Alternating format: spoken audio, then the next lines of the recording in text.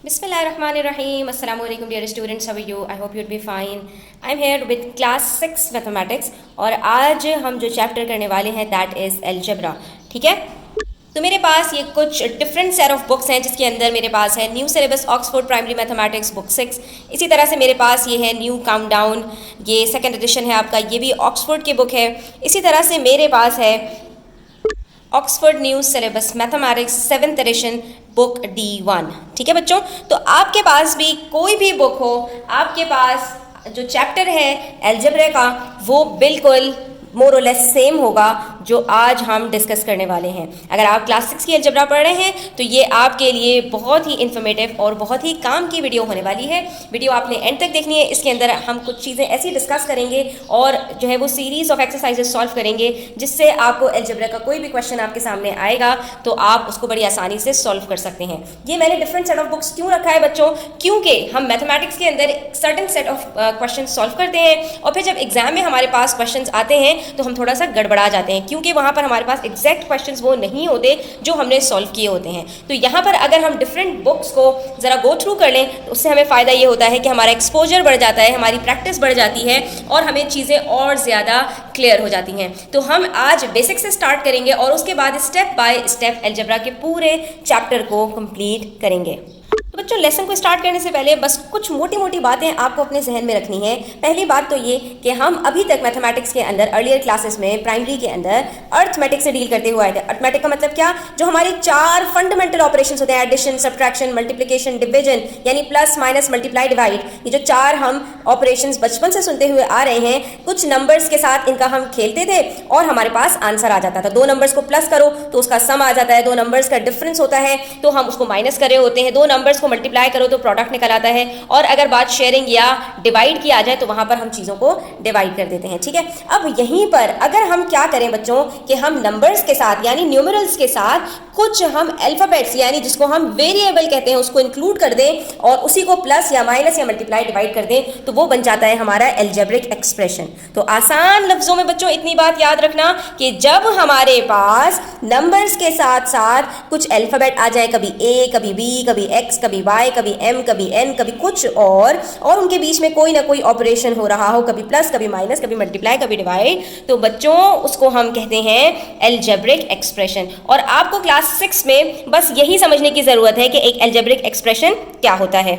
अब मैं आपको इसके कुछ एग्जाम्पल्स देती हूँ। ठीक है, जैसे मैं एक वेरिएबल को यानी एक लेटर को, जहां पर भी मैं वेरिएबल का वर्ड यूज करूंगी आपके जहन में कोई भी अल्फाबेट आ जाना चाहिए, और जहां पर मैं किसी कांस्टेंट का तस्करा करूंगी वहां पर कोई नंबर आपके जहन में आ जाना चाहिए। ठीक है बच्चों, तो ये कुछ टर्म्स आपने अब याद रखनी है। अब आपने अल्फाबेट और न्यूमरल नंबर्स को याद नहीं रखना, अब आपने याद रखना है वेरिएबल और कांस्टेंट। और वेरिएबल के साथ अगर कोई आपके पास नंबर लगा हुआ है यानी उसके साथ बिल्कुल चिपक कर है, उसके बीच में कोई ऑपरेशन प्लस माइनस मल्टीप्लाई नहीं है, तो उसको हम कहते हैं कोफिशिएंट। तो ये 3 चीजें आपने याद रखनी है। क्या क्या चीजें बच्चों, वेरिएबल, कांस्टेंट और कोफिशिएंट। तो अब इसके अंदर भी बिल्कुल वैसे ही प्लस माइनस मल्टीप्लाई डिवाइड होता है जैसा कि हम नंबर्स में करते हैं। यानी जैसे मैं यहां पर आपके पास कर रही हूं x + 2 = 9, तो इसका मतलब क्या हुआ बच्चों कि x की जगह पर कोई ऐसा नंबर होगा जो इसको एक्सप्रेशन को इक्वेशन बना दे यानी इक्वल कर दे।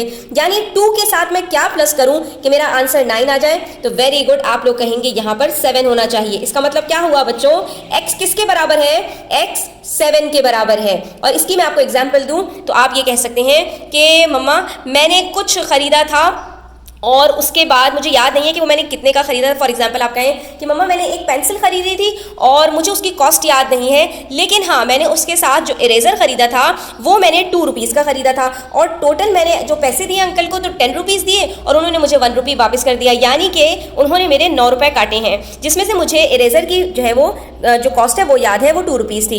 तो मम्मा मुझे ये नहीं पता कि पेंसिल कितने की, तो मम्मा आपको कैलकुलेट करके बता देंगे कि बच्चे बेटा अगर उन्होंने 9 रुपीज़ आपसे लिए हैं और जिसमें से 2 रुपीज़ का अगर आपका इरेजर था तो इसका मतलब है 7 रुपीज़ की पेंसिल थी।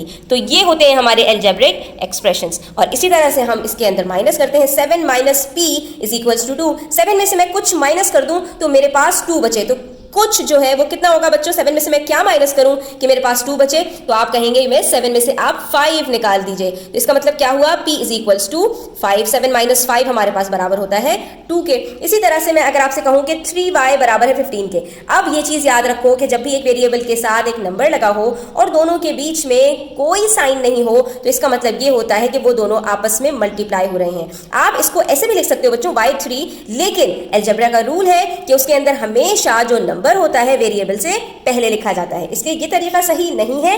यही तरीका सही है कि जिसमें कोफिशिएंट पहले हो और वेरिएबल बाद में हो, और इन दोनों के बीच में कोई और ऑपरेशन नहीं होता बल्कि मल्टीप्लाई होता है। तो 3 multiply by y is equals to 15, यानी 3 के साथ मैं किसको मल्टीप्लाई करूं कि मेरा आंसर 15 आए। तो आप 3 का टेबल पढ़ लीजिए, जब आप टेबल पढ़ेंगे तो आपको खुद ब खुद पता चल जाएगा कि 3 के टेबल में 3 5s are 15 होता है। तो यहां पर y की जो वैल्यू है बच्चों वो क्या होगी, 5 होगी। Very good. इसी तरह से 45 में से मैं क्या डिवाइड करूं कि मेरे पास 5 आंसर आए, ठीक है, यानी 45 चॉकलेट्स हैं, मैं कितने बच्चों में डिवाइड करूं कि हर बच्चे को 5 चॉकलेट्स मिले। तो बच्चों 45 को डिवाइड करेंगे जब हम 9 से, क्योंकि 5 9s are 45 होता है। इसका मतलब क्या हुआ कि x हमारे पास बराबर है 9 के, कि अगर 9 बच्चे होंगे 45 चॉकलेट्स हैं तो हर एक को 5 चॉकलेट्स मिलेंगी। तो ये बिल्कुल वैसे ही है बच्चों जैसा कि हम प्लस करते हैं, माइनस करते हैं, मल्टीप्लाई करते हैं और डिवाइड करते हैं। तो आई होप कि आपको ये क्लियर हो गया होगा कि अलजेब्रिक एक्सप्रेशन किसको कहते हैं और उनके दरमियान में हम ऑपरेशंस के साथ डील किस तरह से करते हैं। तो चलिए आज के लिए इतना ही। इंशाल्लाह नेक्स्ट लेसन के अंदर हम क्वेश्चन नंबर 3 को सॉल्व करेंगे, जिसके अंदर हम अलजेब्रिक एक्सप्रेशंस लिखना सीखेंगे। Thanks for watching the video till the end. Take care. अल्लाह हाफिज।